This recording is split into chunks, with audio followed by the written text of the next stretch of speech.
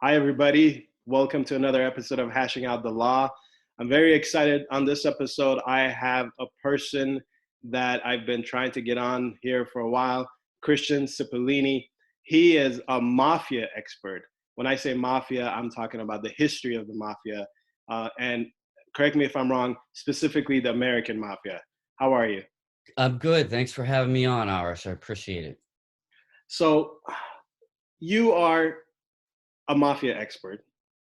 Am I using the term correct? I don't want people to misunderstand. No, it's funny you say that because in my field, my colleagues and I, we get called a lot of things. A historian. Some people just call us a writer, researcher, mafia experts, mafia historians, organized crime historian, you name it. But and I know I'm speaking for my friends and colleagues, but we basically dabble in all kinds of elements of it. So, and it's so, as I don't have to tell you, it's so large scale. It's hard to, I don't know what you'd call me.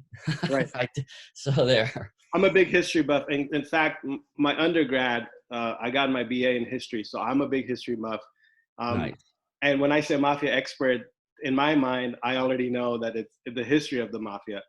Um, let's get to it. So I see in the background you have a picture, and there's Lucky Luciano on Well, there. um, let's start with how you got interested, or how did you start becoming a mafia history expert? I'll give you the brief version of this story. I seriously, growing up, I had no idea what I was going to do with my life, but I found out I sucked at a lot of things, but I was a good writer at a very young age. I never knew where that would go. The fire was lit, and I didn't know that either. My father was a narcotics cop, and one of my close teenage friends, estranged father, was a drug mule. And what a small world. My dad knew about this and didn't tell us for years. Like, it's just this crazy stuff. Growing up, I still had no idea because dad didn't talk about work a lot. I mean, he didn't want to bring that home. But he had a fascination with history, and growing up, he'd always put on like The Godfather on Sundays. I remember my mother being horrified because he took me and my sister to see Scarface in 1983 or what it was. But uh, let's just say the building blocks were there. And as kids, um, neighborhood kids would play cops and robbers, but dad would give us actual like blank affidavits and search warrant sheets, and like neighborhood kids, we'd be like literally writing up search warrants for the neighborhood kids. It was just this crazy stuff. And years later, I went back to school later in life, and I realized I loved journalism, but not like I don't know. I loved economics, the darker corners of history, and I kind of put that together, and I had this whole mob influence and drug cartel influence that was there. And one day, again, I'm condensing this, I put it all together and said, damn it, that's what I'm going to do. So there you go. Awesome. That's Yeah. I'm kind of jealous. Uh, but you mentioned economics. You like economics. So the mafia and the drug cartels. But the mafia is basically an organized crime syndicate that's run like a corporation. Sure. So I understand your fascination with that. Um, I don't know where you want to start, but I know you've written some books, and one of your books is about Murder Inc., which is the syndicate's Hitman squad. And correct me if I'm wrong. Right. And the syndicate is the five families. Bosses decided that they're going to form a board, and uh, this board is going to run the organized crime. Correct? Right. And then so Uh, they have. Go ahead. Go ahead. So they Well, have. well, I was just gonna say, I remember, just interject this, when I was researching and writing that book, I had reached out to a couple former New York police officers and guys that weren't around back then, but knew New York intimately. And I asked them, I said, could anything like Murder Inc. ever happen again. And though we have hit squads with the cartels, and the mob has hit squads, and the Italian mafia and the Russian mafia, they were so unique. And I remember one friend of mine, former police officer, had said, those guys bordered on serial killer. Like that, you would never. It was an anomaly within the greater scope of mafia history, truly. But okay. Right. No, you're absolutely right. Yeah. But the syndicate, and you're the expert on this, was the brainchild of Lucky Luciano. That's behind you. Is that correct? It is, with this caveat. I wish I had come up with this quote myself, but the writer Nicholas Gage in the 70s wrote a book, and his quote describing Lucky Luciano says it all. He was first among equals, which essentially meant Lucky was the figurehead because he had that charm, charisma, and forethought. But he also had Meyer Lansky and Bugsy Siegel and Frank Costello and a bunch of guys most people have never heard of that all came together, said, yeah, let's overthrow the old guard. And if we start new, there's among historians, there's debate of who first brought it up. But even some people think that the most diplomatic member, Frank Costello, might have been the one with enough reasoning to say at a meeting, guys, we're going to need a police force within this organization. And then you get, Luciano Grant at the top, even though he wanted to equal, everything eventually went through him. Like they could all agree, but it would be look over to Lucky to see what his reaction is. Right. So I don't, there's been a lot of wrong history that was another thing that sparked me to do this is, wait, history's been regurgitating the wrong shit for years. I'm not saying, but me and in my generation are taking what was there and we're trying to expand it, and hopefully the next generation of researchers finds all the answers. But right. Lucky was truly one of a group that decided on Murder Inc. I'm very excited, as you can tell, to have you on and be able to talk to you about all this. So my thoughts are everywhere, and I'm jumping from here to mine too. But I would like to keep it a little bit organized for the listeners and the viewers. Sure. So could you tell us or the viewers a little bit about the history of the mafia in the United States? And I know that could take hours or days, but just we'll condense it. Yeah. Let's say I don't know anything about it and I want to find out, hey, what is this mafia they're talking about? Or how did it start? Or where is it now? Could you give us a little bit synopsis of that, please? Sure.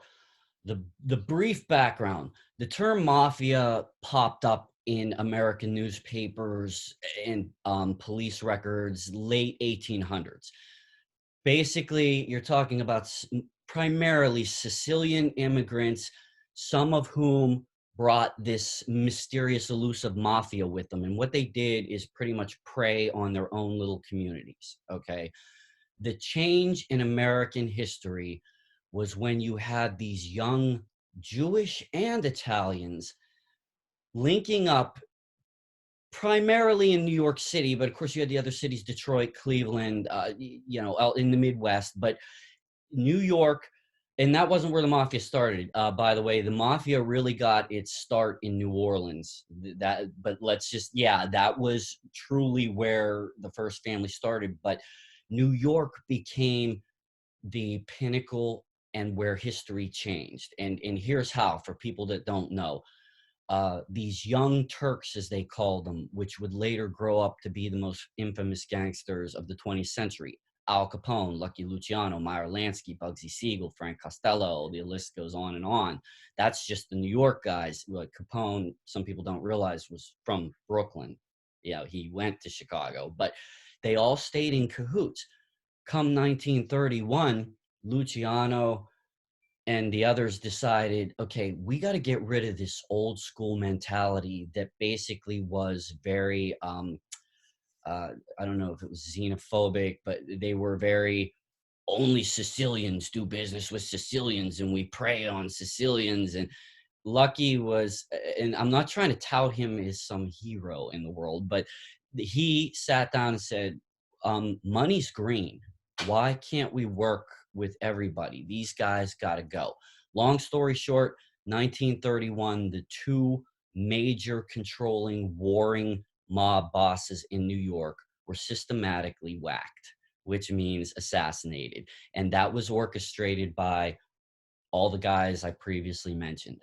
So by the fall of 1931 was where the landscape of American organized crime shifted from this old school little enclaves of preying on people and extortion to 10 years later, they ran it like a corporation.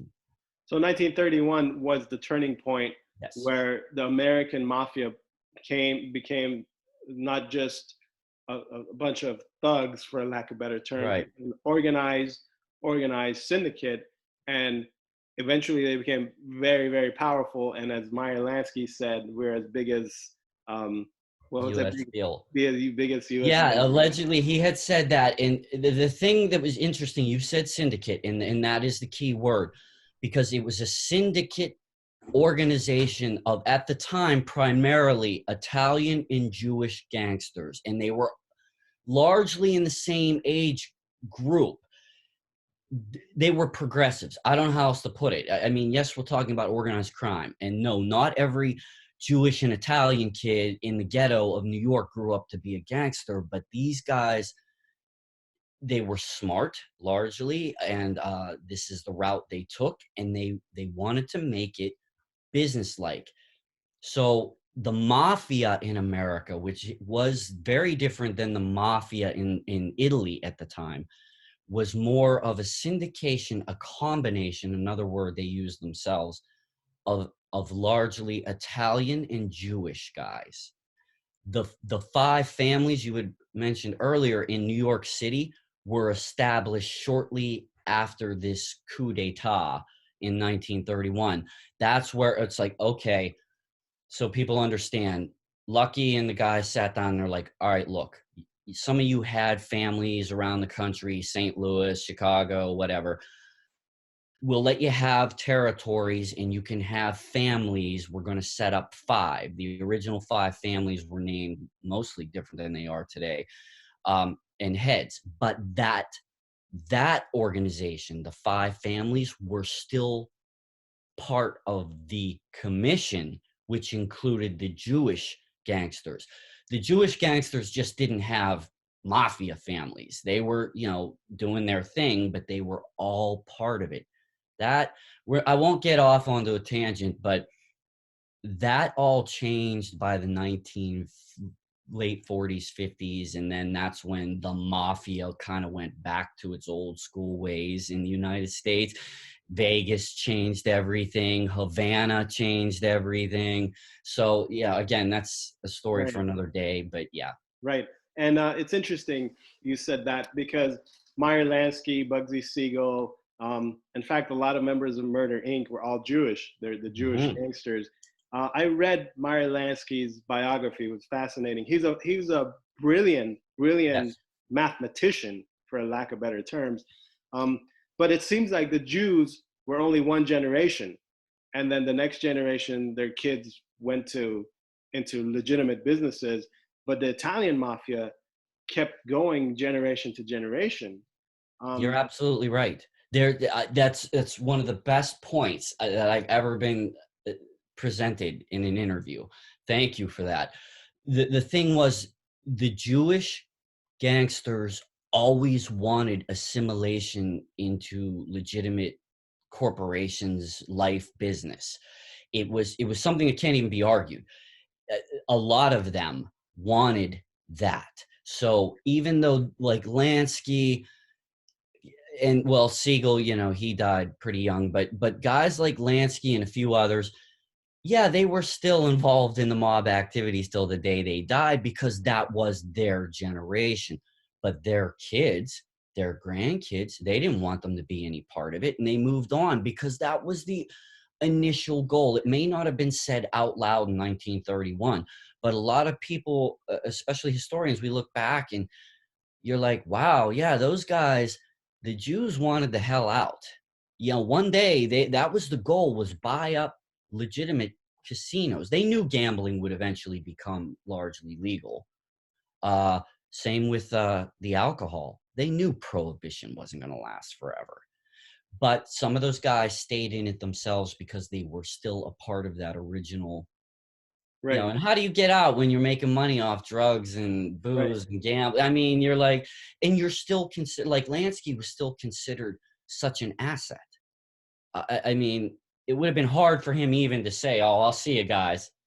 Well, I read somewhere, I don't remember where, and correct me if I'm wrong, when the feds or the law enforcement would raid mafia places, they would find pictures of Lansky and like Capone, not Capone, Luciano on the wall, because uh, Lansky was so highly regarded by the Italians because he was the mathematician or the brain or the economics behind it. Is that true, or is that some Yeah, alleged? that's not entirely myth, and I'll tell you why. I'll just give you a little anecdote here. Again, when I was writing Murder Inc., I contacted a homicide detective friend of mine from the Bronx, and we were just talking about he dealt a lot with what happened during like the crack trade of the 80s and early 90s, and he told me, he goes, we'd bust one of these, we go into the projects and make a bust on one of these big crack dealers, and they'd have a poster of Lucky Luciano on the wall. So it's still, there was that hero worship and I don't know, that admiration for the outlaw, which I don't just say, not just, guys dealing dope or wannabe criminals of some sort, but why do we like movies like The Godfather and Scarface? Because we almost live vicariously through the outlaw. Who doesn't like? Right. You look back, there were people who were rooting for Jack Legs Diamond and John Dillinger. Why? Yeah. Because it was almost like, hey, here's this outlaw taken from the man. It Yeah. it is. So not that we're gonna go out and start Murder Inc. tomorrow, you and I, Right. because the man screwed us. But it is. I think we live vicariously through them because it's romantic to not think about the really dirty bad parts and Right. the things that really affect our society. Right. Yeah. Babyface Nelson during Depression was almost a legend. The local people loved him because he would rob banks, and he would, he was sticking it to the man, and they loved him. It's fascinating how people love um, the story of the mafia, like you said, Right, right. Godfather and all that stuff. There's I'll just interject this too. Sometimes when we do this, I've been asked, okay, well, what do you hero worship Lucky Luciano or something? And look, I found something out over the years. There are three sides to every story. Okay, there's uh, the truth is usually in the murky middle, and no individual, including Capone, Luciano, Frank Lucas, you name them, there's not one dimension to these people. And there's a story of economics, society, history, culture that maybe one day we'll learn all that and figure out, oh, wait, why does this even happen? I think that's look, I'm not probably not going to be the one to solve that, conundrum, but I think that's why these guys fascinate me, because there's more to them. And yes, Luciano happened to be for some reason, I'm drawn to telling his story the right way for whatever reason. But all of us, we all have more than one dimension to us. So Right. Yeah. It's very fascinating. Um, so now it's the 1940s. Let's go 1950s. The mafia it's at their heights. They start investigating the mafia, and they start dragging some people in, and they have these TV trials or show trials. right. Could you tell us a little bit about that era, and how that came into being? Well, the Senate hearings, the infamous series of Senate here, they had, you had the Kefauver, there was really three major ones over the period. And what provoked these Senate hearings, the mafia was largely ignored or denied by the early FBI. As you probably know this, J. Edgar Hoover, some of you may know, had a real problem with admitting the mafia even existed in the United States until he was forced to admit the mafia existed in the United States, or that organized crime truly existed. By that time, there were some zealots in the government that decided to go after these guys, and they went after the Jewish gangsters. They went after the Italian gangsters. They got some to come speak. Some did actually speak. Many pled the fifth, of course. Frank Costello, one of the most infamous, in his, you can see, if you look it up, the actual video of he and Virginia Hill, the ex-girlfriend of Bugsy Siegel, said some things on television that are priceless even today. When they were questioned about this, there was a lot of denial, and there were some, as they call them, the stool pigeons. That came later with Valachi. Joe Valachi was really the first person to go on television in front of Kennedy, Bobby Kennedy, and tell the mafia history and name guys like Lucky Luciano and Meyer Lansky. It was an Al Capone. But what really kickstarted this, this is something most people don't know. It was a man named Harry Anslinger. And when he took over the Federal Bureau of Narcotics in 1930, he went on a mission to get every ethnic minority that had anything to do with any of the evil drugs out there. And he fought hard with his predecessor to the DEA until others started looking and listening to him and believing it. By the 1950s, that guy, what Anslinger said, that's what seemed to go down. That was behind the scenes. A lot of people don't realize that connection. He Right. was the mouthpiece. And you said the FBN. So yes, the FBN and the FBI were two parallel organizations, where the FBA became eventually the DEA.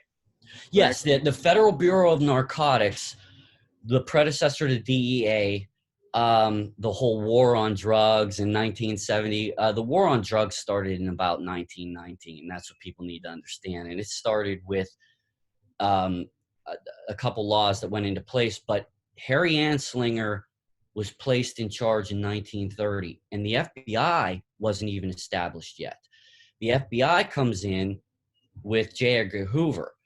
And back to your earlier point, Hoover was in denial of the mafia. Anslinger, I don't think he even cared. He just knew, my guys, unlike these FBI guys, are going to play dirty, and I'm going to get every drug slinging Jewish and Italian and black and Hispanic bad guy that I can. While Hoover was trying to develop this very perfect looking, agent to go out and play by the book. I'll give Anslinger credit. His guys, they went undercover. They did, they were shady. But yeah, that was the predecessor to the DEA. Right. So the 50s come, mafia takes a hit, but they survive, correct? Right. And then it goes, and they do well throughout the rest of the 60s, the 70s, and then 80s, Giuliani comes along and decides to go down and take the mafia down. Is that what happens, or is there something else?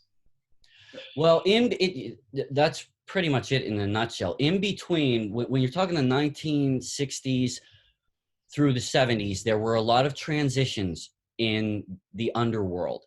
And most of it wasn't front page news. It was, page A7 kind of stuff. The drugs, big comeback. The African-American gangsters getting heavily involved with the mafia in certain cities. You had the Jewish guys kind of assimilating out, or most of them had been by that time. The Italians, the old school ones that started the five families, were getting knocked off or taken over someone else's family. Lucky Luciano dies in 1962. Frank Costello almost gets killed in an assassination attempt and basically retires. And then cocaine and heroin become the glamour drug. Well, heroin wasn't, but cocaine, suddenly you've got these Latin Americans and you've got the French Connection. All this stuff's going on. So by 1980, New York is pretty much run by the five families. They're dealing in dope and all the rackets, from garbage to cement. and Giuliani steps in. He not only cleaned up the mafia, see, Giuliani, he was after everything. I mean, for better or for worse, depending on who you ask. From 42nd Street peep shows to the Five Families, he was out to get them all, and largely did clean up a lot of New York. But the mob doesn't die that easy, because you had a guy like John Gotti, who we all know now was just getting ready for to put the mob back on the map. Remember that the mob hadn't been on the front page per se in a long time. Right. Until about 84, 85, 86. And then, and at that same time, again, not to get off on a thing, at the same time, we were now hearing about a guy named Pablo Escobar down in Latin America. And you're like, the whole world, here, the 80s were the rise of the superstar gangster, as I call it. Right, right. You mentioned the Teflon Don, Gotti. He was very flashy. He loved to be in front of the camera. He loved to be seen in the clubs with the girls. He loved to talk to reporters. This was the exact opposite of the generation before, where they didn't want to bring any attention to the mob. Do you think that Gotti's behavior helped for the decline of the mafia? I think it was one of the factors. I do. Some people may disagree, and I believe there are a million variables that went into the decline of the American mafia. I'll preface it with this. I read in an economics book, of all places, years ago, a great line about organized crime in society. It said, in order for organized crime to survive, it has to run parallel with the upper world. It's when those lines cross that bad things happen, and there's problems. Gotti shooting to notoriety got a lot of pop culture backing the mob. Like, there was a renewed fascination with the mafia, and there was this romantic, glamorous element. But it hurt on a legal level, because now you had every prosecutor, every agent, DEA and otherwise, that were like, we're going to get you. We're going to get you if we die doing it. Right. That did not help. And they did. I mean, I remember watching those newscasts with those guys from New York. I mean, they had it in their eyes. They're like, we're going to slay all of you. Yeah, that hurt. Also, again, though, there were other variables that, there's never one thing. We also had the rise of the cartels. We just didn't know it. That was going to be the next top dog. Nobody, it's like the Roman Empire, ours. Nobody stays on top forever. Right.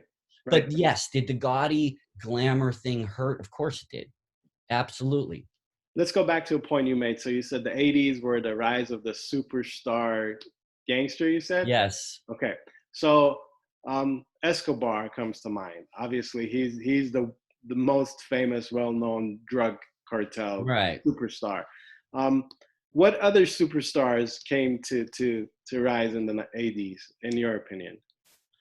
Well, see, now as a historian, my opinion of who the superstars were might vary from like what general pop culture would think. Yeah, but this podcast is about you and your opinion. So okay, all right. Well, to me, the Medellin cartel in general, Carlos Later, Escobar, these guys were the one, and they're not the only ones, the Ochoa brothers.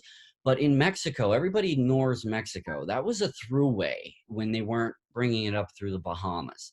Right. The American mafia wanted that dope, okay? So in the 1980s, superstars to me, well, if you go to Detroit, the superstars there were the black gangsters. Like my first book was about Chester Wheeler Campbell. This guy, you look at like, and again, maybe superstar is not the right word. It makes it sound like, it's American Idol and who's the greatest gangster this week. But it was, Chester was part of a group of black, primarily African-American gangsters that they took Detroit. I mean, and they knew what the hell they were doing. And they took it they were either allied with the mob or they took it from them.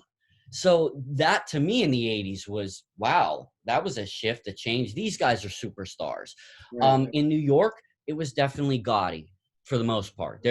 You had Gotti here. In Latin America, you had Escobar, Carlos later to a different kind of extent. In Mexico, it's funny, this is one that I wasn't even that familiar with till recently. Mexico had a guy that literally walked around with a t-shirt that said, "Who's the boss? I am." And he had a briefcase with diamonds that read El Jefe. And his name was El Grenas, which is Mophead. This guy was the biggest dope dealer on the Mexican Texas border. He was literally like that guy. You're like, you can't make this up. Right. But yet he wasn't front page. These are, again, I think a lot of the superstar characters weren't even the headliners, like a Capone, Bugsy Siegel, a Lucky Luciano. Again, the mafia and organized crime changes, and the way pop culture perceives it changes.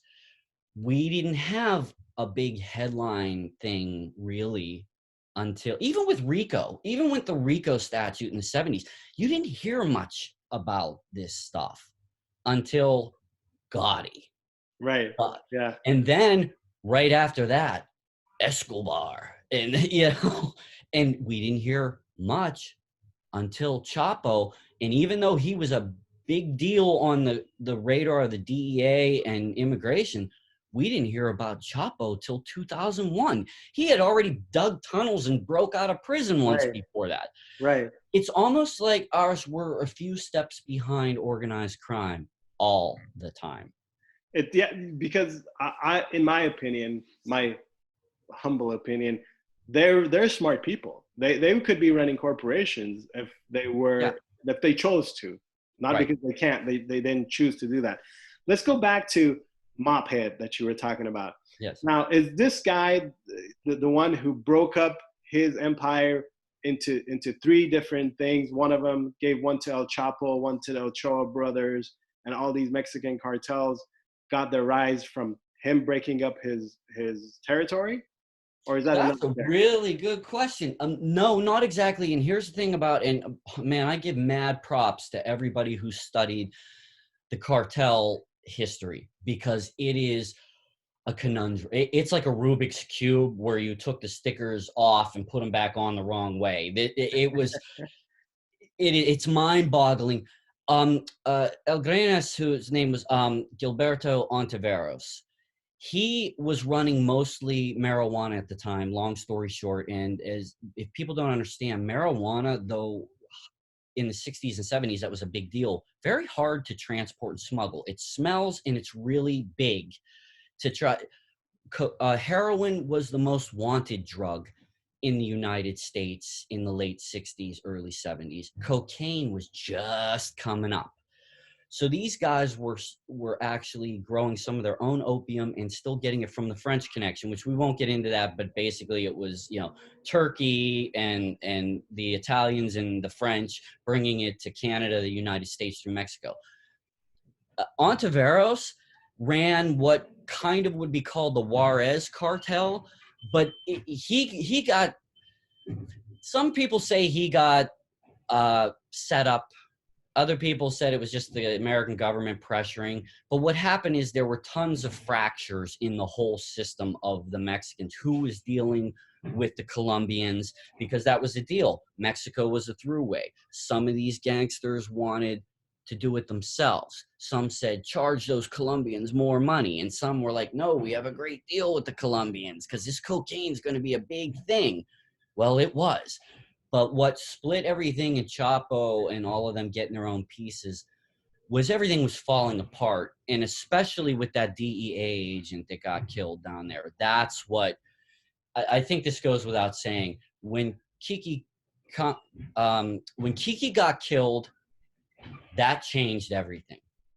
They were United States and Mexico were going to take out every current drug kingpin that might have had anything to do with any of that.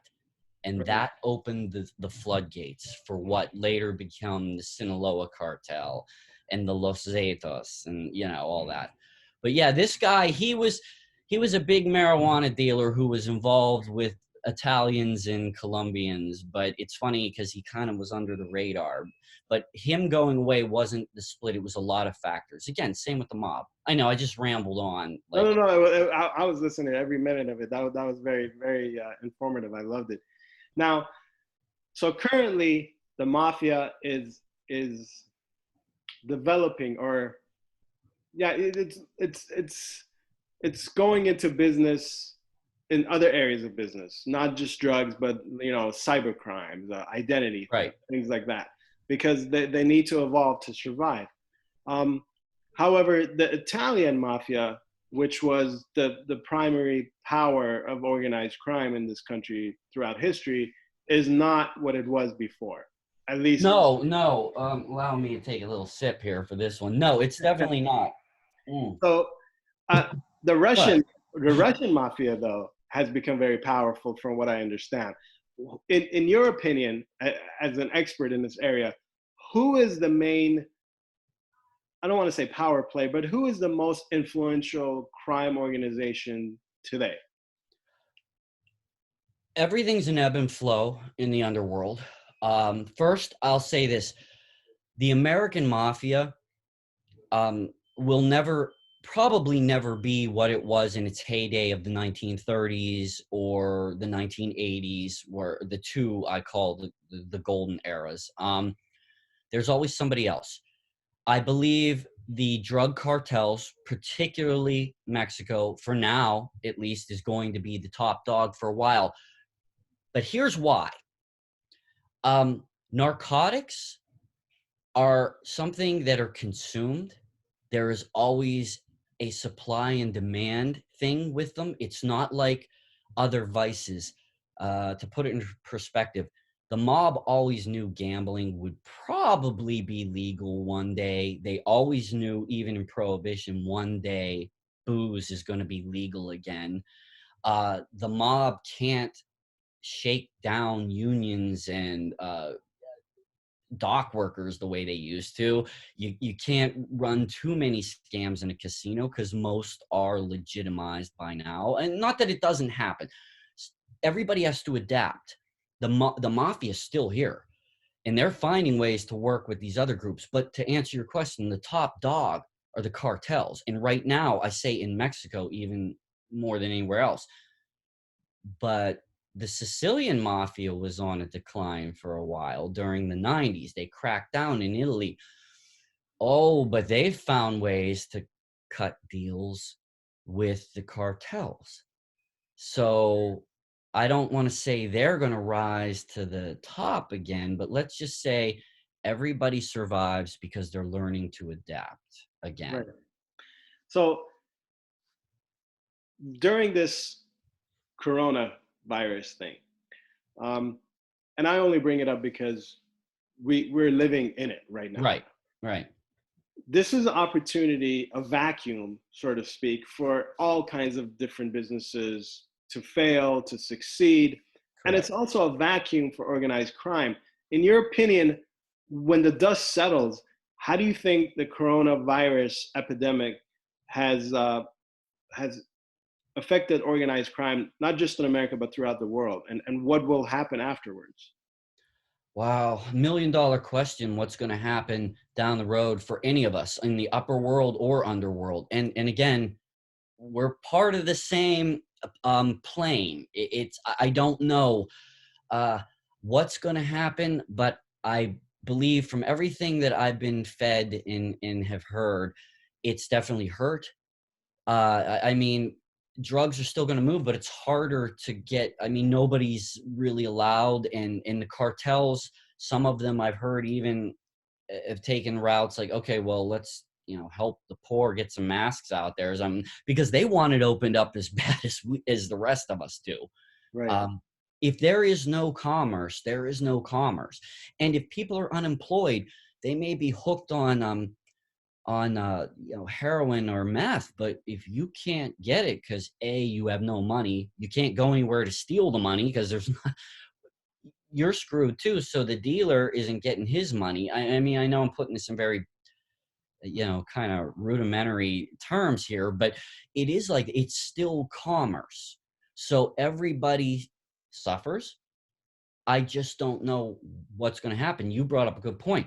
Some things in our world are going to do well out of this somehow.